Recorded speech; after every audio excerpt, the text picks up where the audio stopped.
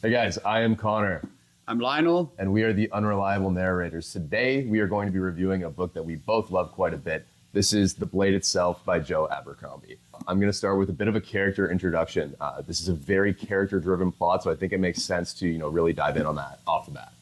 Disclaimer here that we do not talk about major events or plot points. We do talk a lot about characters, who they are from a high level, and a little bit of their backstory. If you'd rather not know any of this, I recommend clicking off right now. The first character that we are introduced to is Logan Nine Fingers. He is a legendary warrior, a man of the North, and a guy you really don't want to run into on a battlefield. He is haunted by his violent past, literally talks to spirits, and is desperately trying not to be the man that he used to be. Next, we have Sandan Glokta. Glokta was a war hero, handsome, talented, and noble. Then he got captured, taken as a prisoner of war, and was sent home a broken man.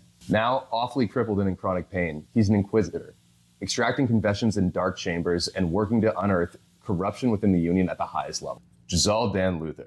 Jazal is your classic noble brat. He's training for a fencing competition, chasing glory, and sneering at everybody beneath his station. Baez, the first of the Magi.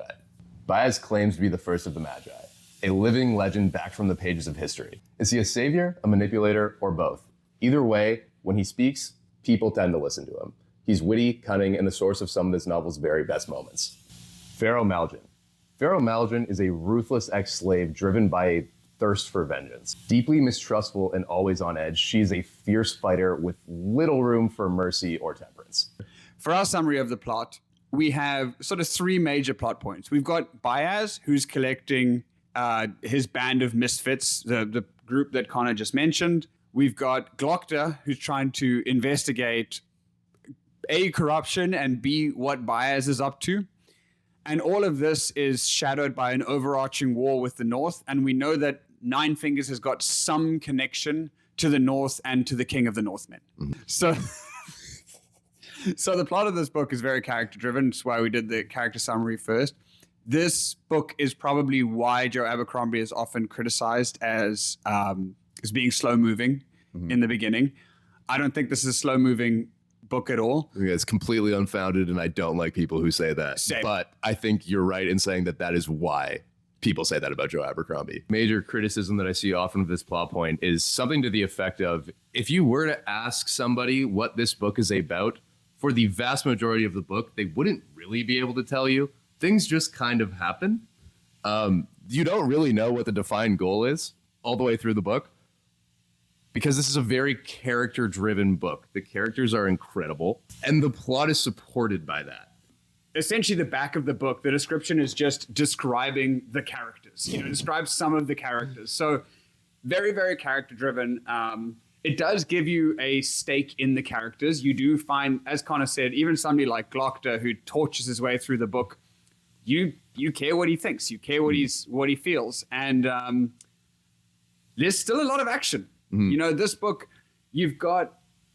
there's every chapter something happens, whether it's a fight, 100%. Whether it's a reveal, whether it's and I think that to me, those, in contrast with the other book that we reviewed, those instances allow us to get to know the character a little better. And this isn't a spoiler, but even when Logan Nine Fingers gets into a fight in an alleyway, and you're like, oh, I get to know your thought process a 100%. Little bit more by how you assess that fight. 100%. And I want to be clear that not having a defined goal for a lot of this book is not something that I feel detracts from this book. Completely to the contrary, this book is compelling the entire way through, despite a lot of suspicion and mystery around what's really going on and what the true goals of our characters are. And I think it just really lends itself to how good the characterization is in this book. This book has two of my favorite characters from any fantasy book I've ever read in it.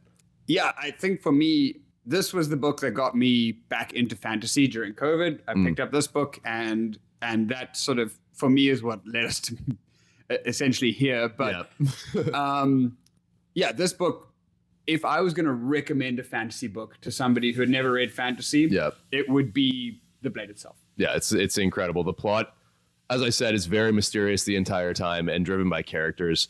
But I think it's probably a good segue into talking about characters. We talked about who they are, but I think we should talk about why we like them and why in my opinion, they are why this book is famous. Yeah. And why Joe Abercrombie is now wealthy beyond his wildest dreams. I think to start with, Connor said that Baez gives us some of the best points in the book. He calls himself the first of the Magi. He, as Connor said, is a figure from history. He is somebody who, I mean, it would be like Jesus walking again. Yeah, Jesus is resurrected and he's back in town and telling everybody he's Jesus. And he's also a huge dick. Yeah, massive dick. He's very sarcastic. He's got some of the funniest moments in this book, and they're effortlessly funny in refreshing ways, I find. Yeah. It doesn't feel ham-fisted. It doesn't feel like cheap laughs. They're genuinely clever moments in the book, while also being one of the most badass characters in the book. And again, he's so well written in that he kind of feels like, again, like a historical figure who's seen it all before. He's sarcastic and witty because it kind of feels like the concerns of other people, like even a king, he doesn't care. Yeah, no, that is something beyond his realm of concern. He'll like casually reference things that happened, would appear to be far too long ago for him to have known that. So there's this whole aspect of people trying to figure out if he's the world's greatest charlatan or actually the man he claims to be. Knowing the character of Baez alone is worth reading this book for. And he's not even my favorite character in the book. My favorite character in the book is Glokta. It's this crazy story about a former golden boy who life has been nothing but cruel to. He's in chronic pain all the time. And you spend a lot of time in his internal dialogue. He's another character who is effortlessly funny in this super grim, dark kind of way and is undeniably a genius. He is probably my favorite character of a fantasy book ever.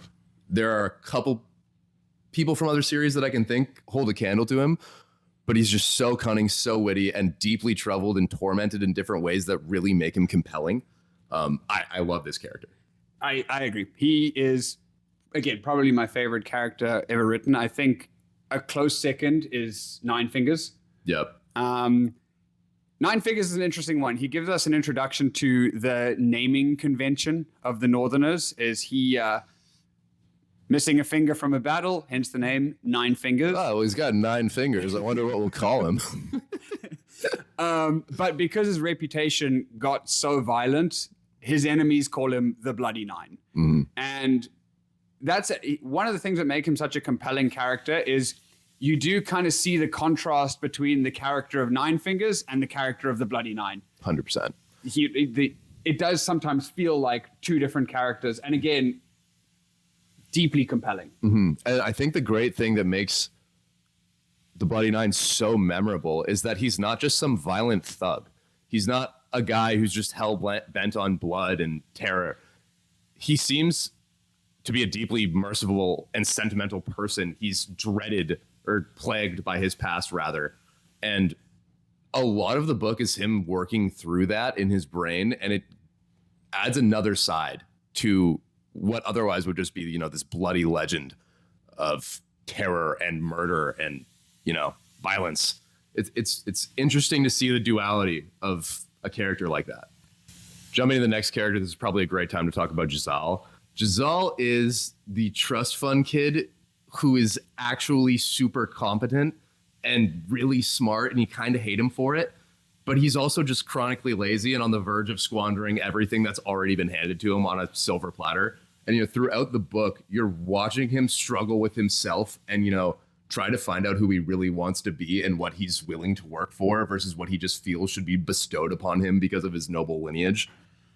And you constantly see him make the wrong decision. You watch him do his thought process. And again, this character is so well written that even though you hate him, because we all know it, Giselle. Yeah. Even though you hate him, you kind of know why you hate him. Yep. You know, he does a lot of things where you're like, come on, Giselle, don't do that. But in a lot of ways is the polar opposite to Nine Fingers. Yeah. That's a great point. I hadn't considered that. He is, yeah. they're opposite sides. The last main character is Pharaoh Maljin. Pharaoh introduces us to the Empire of Gurkul. She was a slave there, and she is furious about it. Pharaoh pretty much hates everyone and everything and is suspicious of everyone and everything and will do just about anything, even work with the people that she hates, who is everyone. Everyone. If it could get her even a modicum of vengeance against the Empire of Gurkle. Yep. She's essentially, for a lot of the book, kind of like a feral fox, just like very sly and cunning, but totally wants to rip your face off. Very mean cat. Yeah. But nonetheless, a compelling character because you want to learn more about her past. You want to know why she ended up the way she is. And as Lionel said, she's not flushed out a ton in this book. All you kind of know is that she doesn't like people. And she has a chip on her shoulder and she's ready to kill people. I think one of the things about this book, because that's the end of our main characters, that I love about the characterization is that there are a lot of other characters, peripheral characters, but even though it jumps between those points of view and actually a couple others a lot, you never lose the character. No. So you never stop caring about the character and because of their perception of the people around them, you kind of get to know other characters. So in everybody's world, there are peripheral characters and you get to know them all. Yeah. And the one thing that I think is so fantastic about this book is that I feel like a lot of authors write characters to be an ideal of an idea, whereas these characters feel like people. Like, I know this is obviously a far jump from fantasy, but Dostoevsky, everything he writes is the most dramatic, insane, over-the-top character of all time. Whereas this is like, as you said earlier, you know Giselle. You know people who have, had struggles similar to this. They feel like, it feels like Joe Abercrombie really understands humans in ways that most authors don't. And again, that's why he's famous. That's why this book is famous. It's very character driven in the best way possible. I mean that as the highest praise. It was on my bingo card. And how soon you would bring out Dosco. Yeah, I'm a known dick. I think that pretty much covers every major aspect of the book that I think you should be aware of before reading it. In terms of an overall recommendation, I think it's pretty clear that we speak very highly of this book. You should read this book. I love this book. This is Joe Abercrombie at his best. The book is incredible. The characters are unforgettable. You got to read this book. That's how I feel about it. I completely agree. As I said, I would recommend this to anybody looking actually for any book. Anyone. And if you've read it before, go and read it again. I've read it a couple of times. Yeah, I've read it twice. It's just as good the next time. The characters are just as compelling. And because they're so detailed, you pick up things that you missed. 100%. Or you like the character a little bit more the next time around, or a little bit less. So definitely go and get yourself the blade itself. The book is for anyone who has eyes. I genuinely believe that. It's so good. Let's give it a rating out of 5. What would you give it out of 5? 5. 5? I'm very hesitant to give anything in the world a 5 because that means it's perfect. We're gonna go like a 4.65. So we've got what, like a combined 4.8, something like that. Okay, so combined 5. But, don't be a goofball. Read the blade itself. It's really good.